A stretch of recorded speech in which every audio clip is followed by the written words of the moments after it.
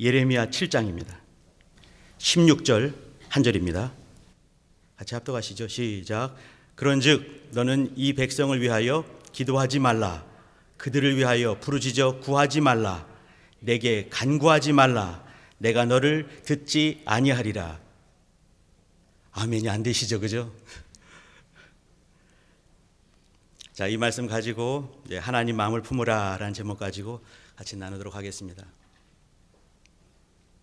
우리 성도님들 지금도 여전히 동일하게 하나님을 더욱 알고 싶으십니까? 저는 예수 믿기 전과 예수 믿는 후가 있는 모태신앙이 아니라는 얘기죠. 예수 안 믿었을 때가 있고 이후에 믿게 됐습니다. 예수 믿은 후에 이렇게 신앙생활을 하는데 하나님을 너무너무 잘 알고 싶었어요. 너무 간절했지요. 대학부에 있던 어떤 이제 이렇게 그 선배님이 저한테 그렇게 말을 했습니다. 인재 형제, 결혼을 하게 되면 하나님 아버지 마음을 알 수가 있어. 그렇게 말씀하시더라고요. 그분은 결혼하셔가지고 지금은 이제 애가 셋인데 이제 그때는 애가 하나였습니다. 결혼하고 싶었지요. 감사하게도 결혼을 했습니다. 첫 번째 아들을 낳았어요. 아들 얼굴이 안 보이다가 이제 이렇게 아들 얼굴을 보는 날 이제 기다리다가 이렇게 아기가 막 배가 아프고 나야 되는데 저희 큰애는 이게 갑자기 중간에 이제 이렇게 성질이 급해서 그런지 먼저 튀어나와가지고 정신없이 그냥 황망하게 또 이렇게 아기를 보게 됐습니다. 아기를 딱 보는 날 아기를 얼굴 처음 딱 봤는데 눈물이 그냥 확 날 뻔했어요. 날 뻔한 게 낫죠. 너무 감동이 되고 그렇게 살다 보니까 또 이제 아이를 떠나서 이제 둘을 낳았습니다. 근데 두 녀석을 가만히 보니까 얘네들 마음이 똑같은 엄마 아빠가 낳는데 동에서 서가 먼 것처럼 그렇게 먼지 모르겠습니다. 큰애 같은 경우는 정이 많아요. 그리고 이제 뭐가 필요하면 엄마한테 들러붙어가지고 사줄 때까지 얘기를 합니다. 엄마 뭐가 좋다고 뭘 사야 된다고 꼭 있어야 된다. 엄마가 안 사주면 안 되는 거죠. 둘째는 다릅니다. 조심스럽게 말해요. 엄마 뭐가 필요해요. 꼭 필요하니 말을 안 해요. 사줄 때까지 말을 안 해요. 어느 날 하루를 보니까 우리 아이들은 이렇게 뭘 잘 잃어버리는 게 지 아빠 닮아 그런지 뭘 잘 잃어버립니다. 둘째를 이제 자전거를 사준 거죠. 이렇게 사달라고 해서 이제 꼭 필요하니 말을 안 해요. 사줘야 되는 거죠. 근데 그날 갖고 가서 그날 잃어버렸습니다. 말을 안 하죠. 또 이제 자전거가 없네. 잃어버렸어요. 말을 안 하죠. 삼촌이 이제 안 타고 가지고 이제 그 자전거를 또 보내줬습니다. 또 타고 나갔어요. 그날 또 잃어버렸어요. 말을 또 안 해요. 또 어디 갔냐? 또 없어졌대요. 그러니까 이제 사달라는 말도 못 하죠. 그냥 원래 말도 안 해요. 또 얼마 있다가 이제 또 멀리서 제 후배가 자전거를 또 보내왔습니다. 세 번째 자전거죠. 이거는 아주 이적인데 이틀을 갔습니다. 이틀 만에 또 없어졌어요. 어디 갔냐? 모른대. 이제 아닌가 보다 그런 거죠. 근데 어느 날 하루는 보니까 제 집사람이 와서 한마디 했습니다. 제 아들내미 둘째 아들내미 친구가 있는데 자전거를 막 타고 가는 거예요. 우리 아들 열심히 뛰어가는 거죠. 자전거 쫓아가서 자전거가 없으니까 막 쫓아가는 모습을 그거를 제 아내가 본 거예요. 아빠 마음 어떻습니까? 에이 카드 긁어야지. 그게 하나님의 마음입니다. 저는 이제 우리 아들들을 키우면서 하나님이 어떤 분이실까 새록새록 알아가는 지금도 이제 그 진행 중에 있는 것이죠. 하나님을 아는 것, 하나님을 아는 것이 기독교의 온전한 모습입니다. 기독교의 최고 핵심은 하나님을 알아가는 것입니다. 우리 인생들이 창조된 그 이유, 그것은 하나님을 알게 하기 위해서 우리를 지으신 것입니다. 우리 인생들이 또 이곳에 인생들이라고 하면요 크리스찬만 말하는 것이 아닙니다. 모든 인생이에요. 모든 사람들의 목표는 하나님을 아는 것입니다. 이것을 하나님이 기뻐하시고요. 이것이 또 우리의 기쁨이 돼야 되는 것입니다. 성경의 여기저기를 보더라도 우리가 오늘 본 데가 예레미야서인데요. 예레미야 9장 24절 보게 되면 나를 아는 것 말씀하십니다. 나를 아는 것. 내 마음이 내가 어떤 것을 기뻐하는지 그것을 깨닫는 것. 나는 그것을 기뻐한다. 이렇게 말씀하셨습니다. 우리 성도님들 너무너무 잘 아시는 호세아 6장 3절. 힘써서 하나님을 알아라. 나는 다른 어떠한 것보다 6절에 나를 아는 것을 원한다 라고 말씀하셨습니다. 요한복음 10장 3절. 영생이 무엇입니까? 하나님을 아는 것입니다. 베드로 후서 3장 18절. 제일 마지막 절입니다. 예수 그리스도의 은혜와 저를 아는 지식에서 자라가라 이렇게 말씀하셨습니다. 우리가 하나님을 아는 것, 하나님이 가장 소망하시는 것이고 하나님이 가장 기뻐하시는 것입니다. 하나님을 아는 것, 그러면 하나님은 어떤 것을 아는 것일까요? 하나님을 안다는 것은 하나님의 마음을 알아들이는 것입니다. 하나님은 어떤 마음이신지 아는 것이죠. 이 하나님을 안다, 하나님 마음을 안다. 이건요, 어떤 지적인, 지성적인 얘기보다는 어떤 감정적인 공유가 확실할 것 같습니다. 하나님이 슬퍼하시는 거 같이 슬퍼할 수 있고, 하나님이 좋아하시는 거 같이 좋아할 수 있고, 하나님이 기뻐하시는 거 같이 기뻐하는 거, 감정의 공유가 되는 것이죠. 막연하게 하나님은 어떤 분이시다 들어 아는 것이죠. 이제 하나님은 어떤 분이신지 들어 아는 거 정도가 아니라 하나님을 직접적으로 아는 것입니다. 하나님에 대하여 아는 거라기보다는 하나님을 아는 것이죠. 이 속에는 하나님이 우리에게 원하시는 것들, 그것을 하나씩 깨달아 아는 것입니다. 어떤 이렇게 몇 구절 어떤 규칙이나 아니면 어떤 법적인 것들을 암송하고 이렇게 그냥 아는 것 정도가 아니라 전인격적으로 그분을 알아가는 것이죠. 소통이 되는 것 아니겠습니까? 잠깐 이제 우리 성경을 좀 보고 싶어 하는데 몇 구절 이렇게 같이 한번 예레미야서입니다. 여기 하나님의 마음을 아는 거 이 부분에 대해서 한번 잠깐 말씀을 찾아보도록 하겠습니다.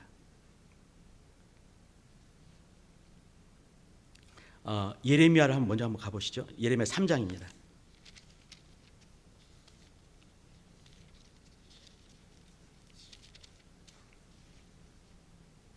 하나님의 마음을 아는 거, 또 하나님의 마음을 품는 거 얘기를 할 텐데 그 중에 제가 오늘 예레미야 좀 어려운 말씀을 다 읽었는데 아멘이 안 나오는 그 말씀을 읽었는데요. 하나님을 정말 알았던 사람, 또 하나님의 마음을 품었던 사람 여러 사람이 있겠지만 제가 요즘에 마음에 꽉 찬 사람 예레미야를 데리고 왔습니다. 예레미야는 어떤 사람이었냐 말이죠. 새 언약의 일꾼 이런 말이 가능할 수 있다 한다면 왜 그러냐면 새 언약이란 말이 예레미야에 나오거든요. 이 새 언약의 일꾼, 말씀의 일꾼. 예수님이 누구시냐라고 예수 직접 물어보셨을 때 사람들이 나를 누구라고 하느냐라고 물어보셨을 때 사람들이 하는 말이 뭐냐면 모세요. 그 선지자는 모세 아니겠습니까? 모세요. 엘리야요. 침례 요한이요. 그 중에 또 한 명이 누구였겠습니까? 예레미야였습니다. 모세나 엘리야 대단한 사람 아니겠습니까? 이적 중에 이적을 행한 사람이었고 침례 요한은 예수님 바로 앞에 6개월 먼저 나서 이제 먼저 순교했던 이 마지막 선지자 아니겠습니까? 근데 예레미야는 어떤 사람이었을까요? 예레미야는 다른 것보다 성품적으로 주님을 가장 가까이 보여줬던 사람이라고 저는 확신합니다. 예레미야의 성품, 또 예레미야가 또 하나님의 말씀을 대하는 모습들, 그 장면을 보도록 하겠습니다. 3장 16절입니다.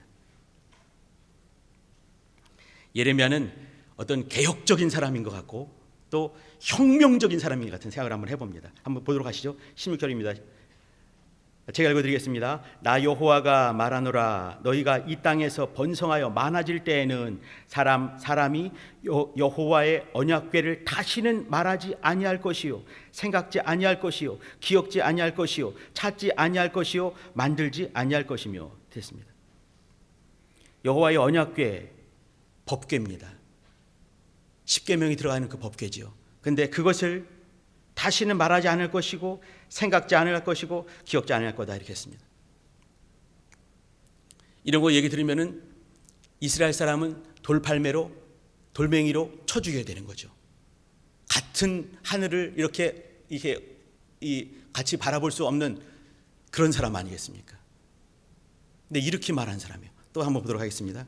7장을 한번 가봐 주시기 바랍니다. 7장 4절입니다. 제가 읽어드리겠습니다. 7장 4절. 너희는 이것이 여호와의 전이라, 예루살렘 성전입니다. 여호와의 전이라, 여호와의 전이라 하는 거짓말을 믿지 말라. 예루살렘 성전 보고 하는 말, 여호와의 전이라 하는 거짓말 믿지 말라, 이렇게 말했습니다. 돌 맞아 죽어야 되는 거 아니겠습니까? 많은 사람이 핍박할 수밖에 없는 사람이에요. 자, 한 번 더 보십니다. 요까지 보시게 되면요, 이 사람은 어떤 사람이냐면 진짜 오실 법궤를 대신할 수 있는 그분이 보이는 그런 사람입니다. 예루살렘 성전 했을 때 이레 샬롬, 예루살렘 이레 샬롬, 샬롬이 예비된, 평강이 예비된 도시라고 하지만 진짜 평강이 뭔지 아느냐? 오실 메시아 얘기를 하고 있는 것이죠. 죄가 막 죄가 가득 드글드글 이렇게 쌓여있는 예루살렘 성전, 그렇지 않다. 법궤는 모셔 있지만 법과 관계없이 사는 자들에 대해서 말씀하고 있는 것이에요. 그러면서 31장을 한번 보십니다.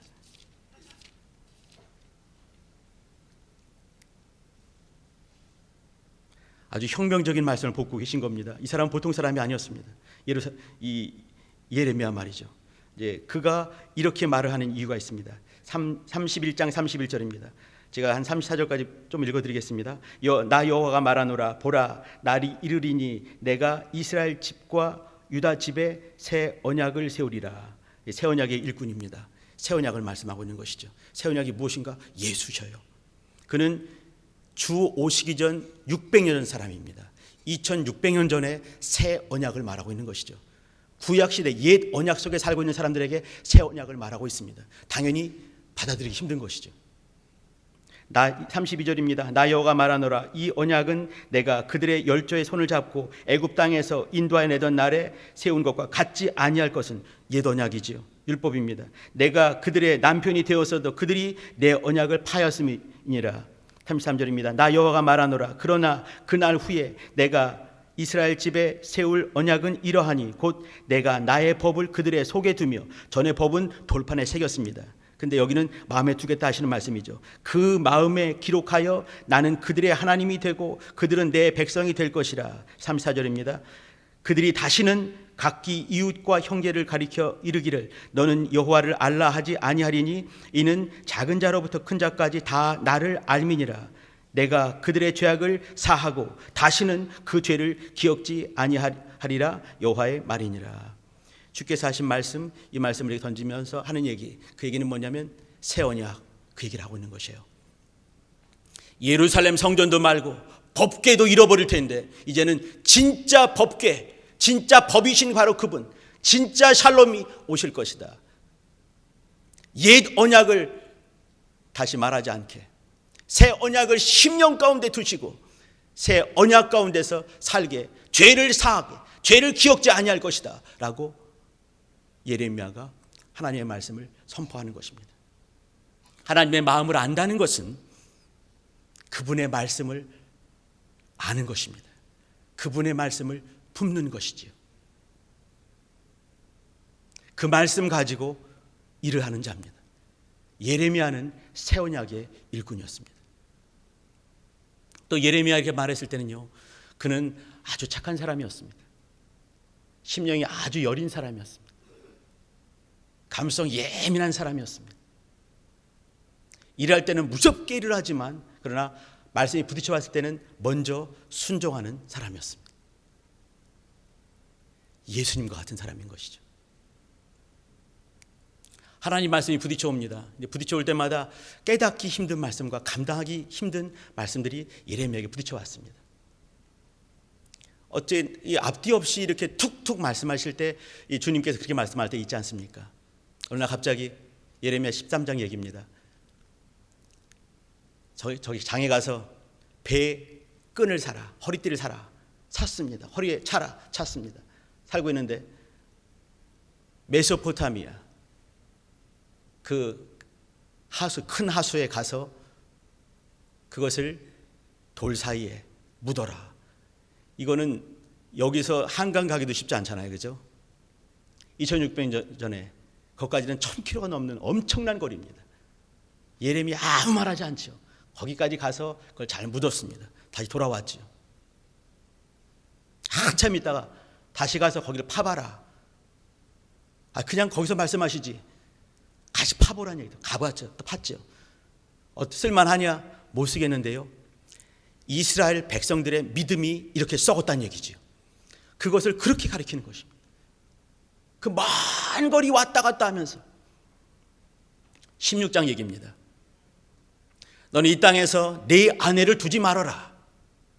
네 자식들을 두지 말아라. 말씀하십니다. 상갓집에 가서 울지 말아라. 말씀하십니다. 잔치집에 가서 같이 밥 먹지 말아라. 말씀하십니다. 근데 그거는 너무너무 자연스러운 거 아니겠습니까? 이 땅에서 저 닮은 애들이 뛰어다니는 게 얼마나 감사한 노릇이겠습니까? 근데 그걸 하지 말란 얘기예요. 사랑하는 여인 결혼하지 말란 얘기예요.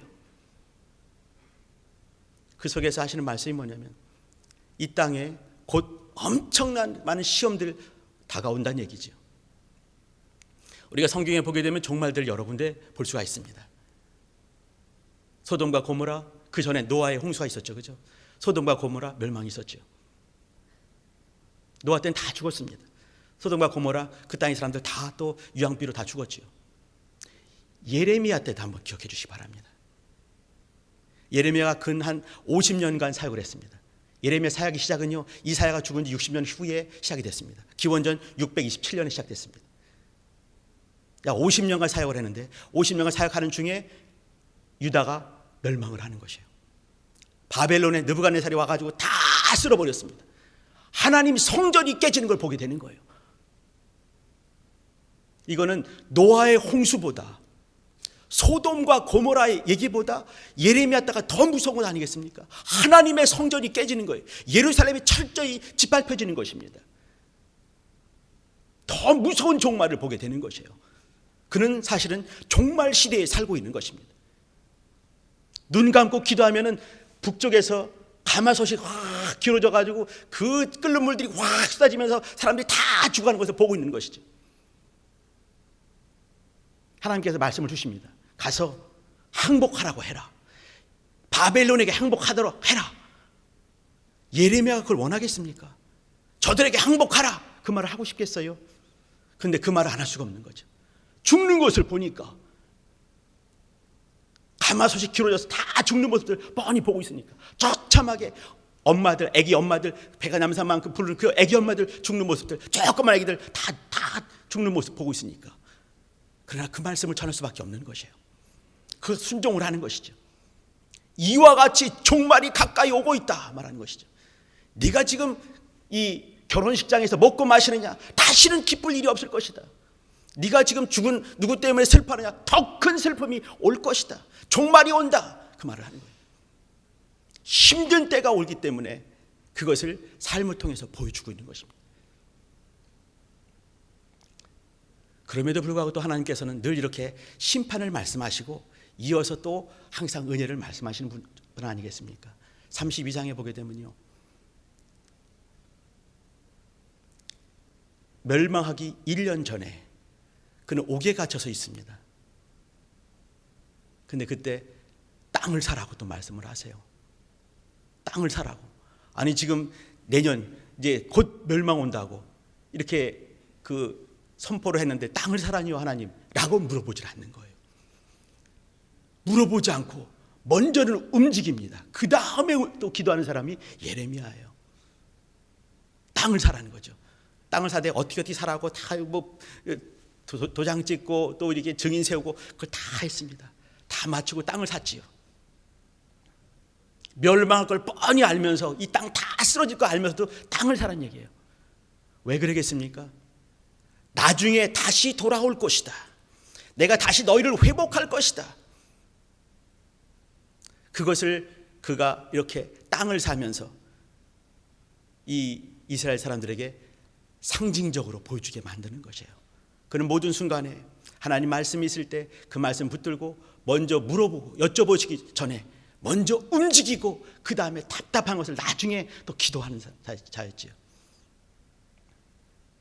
하나님 말씀을 품는 것, 순종하는 것입니다. 하나님 앞에 착한 사람으로 사는 것이에요. 자기의 삶을 통해서 다른 영혼들이 은혜 받을 수 있게, 하나님을 더욱 알아갈 수 있게 그렇게 살아내는 것입니다. 입술로 정도가 아니라 삶을 통해서 하나님이 보일 수 있게, 약속이 보일 수 있게, 은혜가 보일 수 있게, 또 심판도 보일 수 있게 그렇게 살아내는 것이죠. 제가 종종 말씀드린 것 같은데 예레미야 하나님께서 던져버렸다. 던짐받은 자란 말입니다. 확 던져버린 것이죠. 던져졌기 때문에 우리는 그걸 보면서 알 수가 있는 것이에요. 또 다른 의미로 뭐냐면 기초를 세운다 이런 말입니다. 그가 거기 있음을 해서 그로 말미암아서 기초가 되고 그 위에 또 뭐가 일할 수 있는 어떤 그 언덕바지가 되는 것이에요. 또 지명받은 자는 또 있습니다. 하나님께서 꼭 찍은 것이죠. 예레미야였습니다. 가장 중요한 거, 그는 하나님 마음을 아는 자였습니다. 자, 오늘 말씀 봤는데요, 다시 한번 읽어드립니다. 그런즉 너는 이 백성을 위하여 기도하지 말라. 그들을 위하여 부르짖어 구하지 말라. 내게 간구하지 말라. 내가 너를 듣지 아니하리라.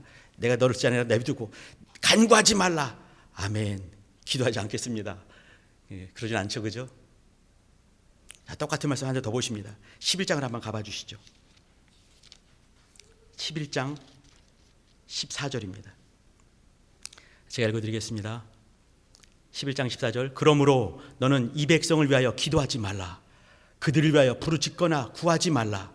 그들이 그 고뇌를 인하여 내게 부르짖을 때 내가 그들을 듣지 아니하리라. 이렇게 했습니다. 똑같은 말씀이죠.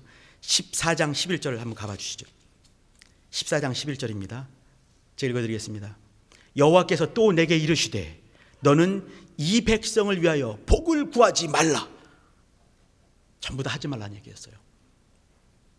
제가 이제 우리 그 집안 얘기를 드리면서 우리 둘째 흉을 많이 본 것 같습니다. 하나 더 봐요. 이게 똑같은 얘기인데, 큰애는 좀 순진해가지고 이렇게 이제 저는 이제 저희 집은 옛날에 어릴 때 성경을 한 바닥을 읽지 않으면 학교를 안 보냈습니다. 아무리 늦게 나도 한 바닥 꼭 읽어야지만 보냈거든요. 그러니까 한 바닥을 그냥 부리하게 막 읽고 징징거려 아빠 가야 돼요. 안 읽으면 못 가. 읽고 가지요.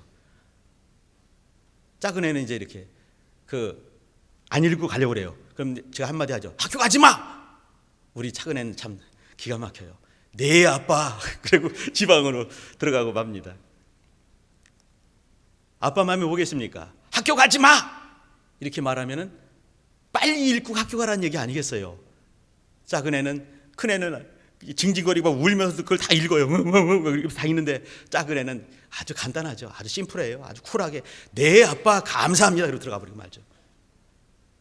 자, 여기서 예레미야 마음을, 하나님의 마음을 봐주시기 바랍니다. 하나님께서 이렇게 기도하지 말라, 구하지 말라, 간구하지 말라 이렇게 말했을 때 예레미야가 예 하나님 할렐루야 감사합니다 아멘.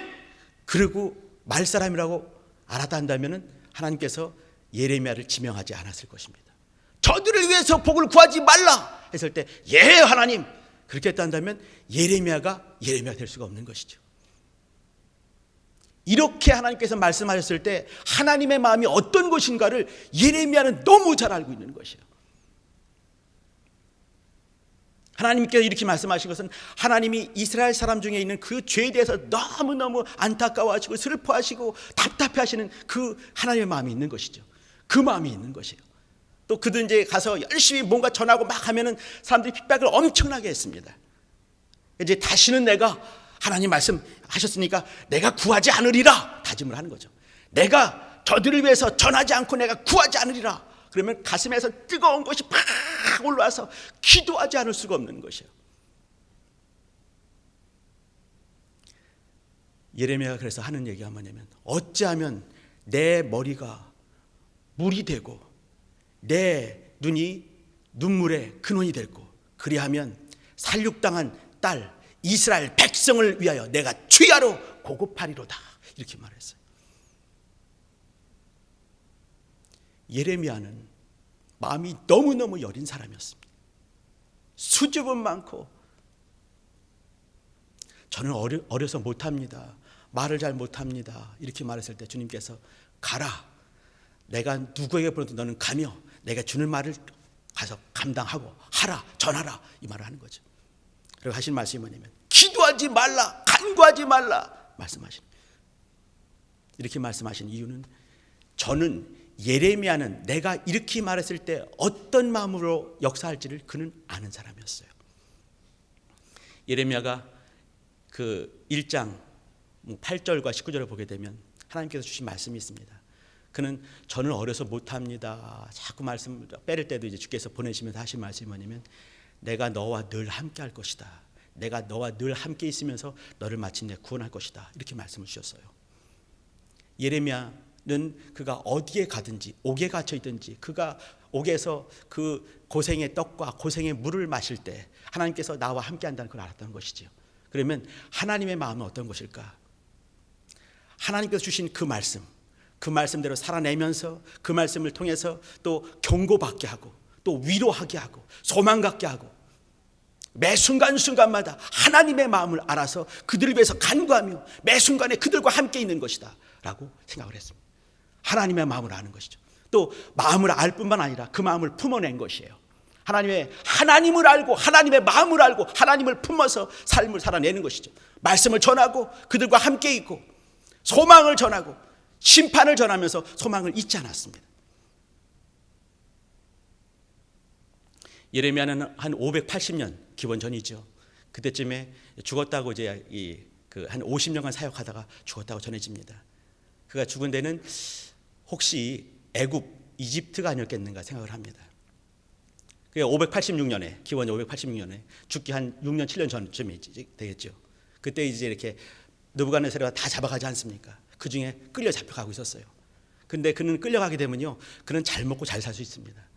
그는 많은 사람들이 정치적으로 볼 때는 친바벨론파였습니다. 바벨론에게 저항하지 마라, 항복하라, 그들에게 끌려가서 거기에 집 짓고 거기서 잘 살아라, 그리고 하나님께서 풀어줄 때 그때 오도록 해라. 70년 만에 그 말을 했거든요. 그러니까 바벨론 사람 볼 때는 괜찮은 사람인 거예요. 저항하지 마라, 느부갓네살은 하나님의 사람이다, 그 말을 하는 것이에요. 하나님의 종아니냐, 끌려가라, 네 목숨을 소중히 여기면서 끌려가라, 그것이 하나님의 뜻이다, 그 말을 했어요. 그러니까 바벨론 볼 때는 괜찮은 사람이었습니다. 잡아가는 사람이 군대 장관이 한마디 했습니다. 우리와 함께 가면은 잘 대접해 줄 것이다, 또 가고 싶지 않으면 네 마음대로 된다 했을 때 바벨론을 끌려가면 잘 먹고 잘 살 수 있습니다. 근데 끌려갈 때 똑똑한 사람들, 정말 괜찮은 사람들 다 끌려 잡혀갔거든요. 근데 그렇지 못한 사람들이 유다에 남아있는 것이에요. 그는 끌려갈 사람들은 잘 살 수 있거든요. 남아있는 사람이 문제 아니겠습니까? 남아있는 사람과 같이 있어주기 위해서 남아있었습니다. 유다에 남아있는 것이죠. 왜 그러냐면 하나님께서 이들을 불쌍히 여겨달라, 남아있는 것이에요. 남아있으면서 그들에게 또 말씀을 전하기 시작했습니다. 근데 이 사람들은 말을 안 듣기로 작정한 사람들 아니겠습니까? 유다 사람들. 주께서 하신 말씀은요, 바벨론은 끌려갈지언정 애굽으로 내려가지는 말아라, 이게 법이었어요. 하나님의 뜻이었습니다. 근데 또 이제 애굽으로 가는 거죠. 이 예레미야는 끌려가는 이 사람들과 같이 이 애굽으로 가서 거기서 또 말씀 전하고 그러다가 거기서 죽게 되었다고 합니다. 예레미야는 하나님께서 주신 그 마음, 그걸 가지고 이스라엘을 품어냈습니다. 제가 우리 성도님들께 이제 같이 나누고 이제 마무리 짓는 이 시간에 이제 이렇게 청을 드리는 것은, 이곳에는 이제 봉사자들이 많이 계신 걸 제가 알고 있습니다. 우리 선생님들 많이 계시지요. 하나님의 마음을 품어주시길 부탁드립니다. 말씀을 가지고 그 말씀 속에서 예수가 보일 수 있게 우리 친구들, 어린 친구들, 조그만 꼬맹이 친구들, 또 섬기고 있는 우리 옆에 있는 이웃들, 그들을 섬겨주시기 바랍니다. 내 안에 있는 그 말씀이 역사하실 수 있게, 심판이 보일 수 있게, 또 하나님의 소망과 하나님의 또 구원하심이 보일 수 있게, 하나님의 생명이 보일 수 있게, 하나님의 뜻이 보일 수 있게, 하나님의 사랑하심이 보일 수 있게 그들과 함께 있어 주시기 바랍니다. 예레미야는 나라가 기우는, 나라가 멸망되는 종말 시대를 살면서 어떻게 살아야 될지 하나님께서 구하지 말라, 간구하지 말라, 복을 빌지 말라 했을 때 그가 어떻게 할지를 아는 거예요. 그러면서 그들과 끝끝내 함께 있어 줬습니다. 가장 힘들 때 함께 있어 줬습니다. 그러면서 유다가 이제 예수를 맞게 되는 것이죠. 이스라엘이 예수님 오시는 것을 맞게 되는 것이에요. 예레미야는 예수님의 성품을 가장 가까이 닮은 사람이라고 저는 믿습니다. 주께서 하신 말씀, 빌립보서 하신 말씀, 너희는 이 마음을 품으라 곧 예수 그리스도의 마음이니 라고 말씀하셨어요. 가장 힘든 바로 그 사람과 같이 있어 주시기 바랍니다. 그들에게 또 나에게 주신 하나님의 마음, 내게 주신 예수님의 주되심, 하나님의 사랑하심, 성령의 충만히 감동하시는 것 따라서 같이 있어 주시면서 말씀이 보일 수 있게 심판도 보이고 경계도 보이고 권면도 보이고 소망도 보이고 또 희망이 보이고 주의 생명과 주의 사랑하심이 보일 수 있게 같이 있어 주시길 부탁드립니다. 기도하시겠습니다. 기도할 때는 하나님의 마음을 품는 것, 주님의 마음을 본받는 것이고 닮아가는 것입니다. 하나님 이와 같은 삶을 살게 도와주세요. 예수의 이름으로 기도하십니다.